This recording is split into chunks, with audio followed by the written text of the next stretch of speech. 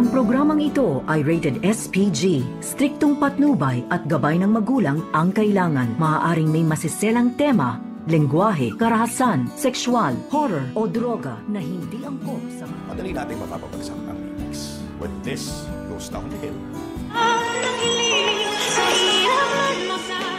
Narito na nga ang ating mga karagdagan na aabangan bukas sa abot kamay na pangarap. Sinasabi nga dito ni Eric sa kanyang anak na si Justin na mas madali nga daw nilang mapabagsak ang Apex kung kukunin ni Justin ang loob ng kanyang ina na si Giselle at dapat ay ilalagay ito sa tama niyang kalalagyan. At dito naman na sumang-ayon ang anak ni Eric na si Justin sa mga bagay-bagay na gustong gawin dito ni Eric.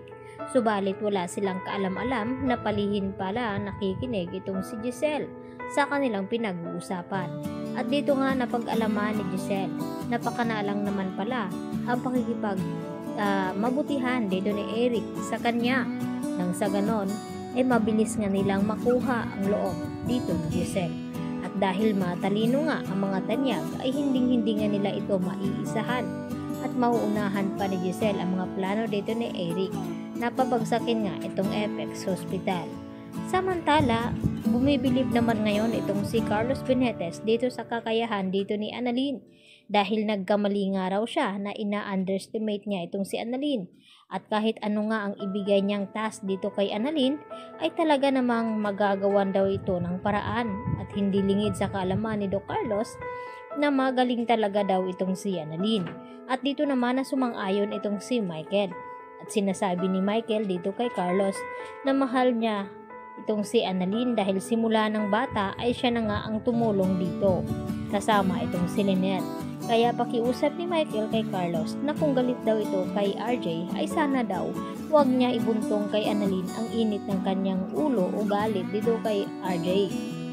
At dito naman na humihingi ng paumanhin itong si Carlos dito kay Michael dahil sa ginawa niya dito kay Annalyn na binigyan niya nga ito ng challenge.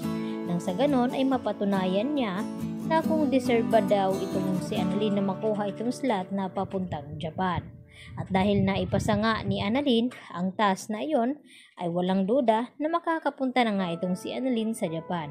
At dahil sa sobrang saya ni Annalyn ay agad naman na dumalaw ito sa bahay ni Carlos at dito nga na pinuntahan ang ina at dito na masaya na ibinalita ni Annalyn kay Lynette na makakapunta na nga raw siya dito sa Japan at sa tuwa ni Annalyn na payakap siya bigla sa kanyang ina.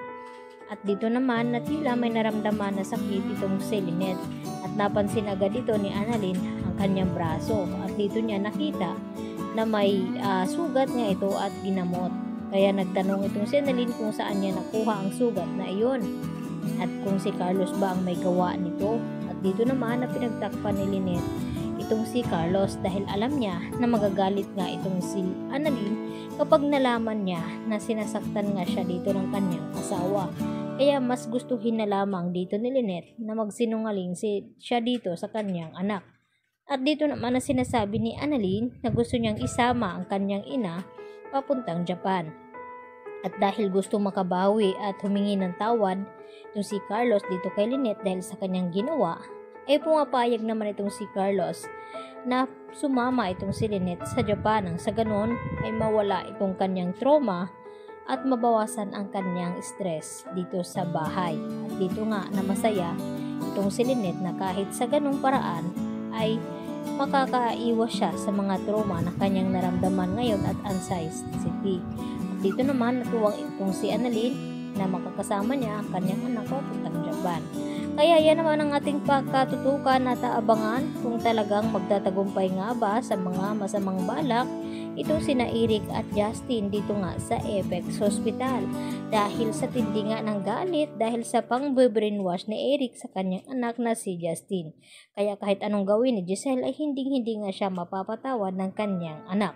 Yan po ang aking karagdagang latest update today at maraming pong salamat sa inyong pananatiling panonood dito sa aking munting channel at hanggang sa muli mga kapuso.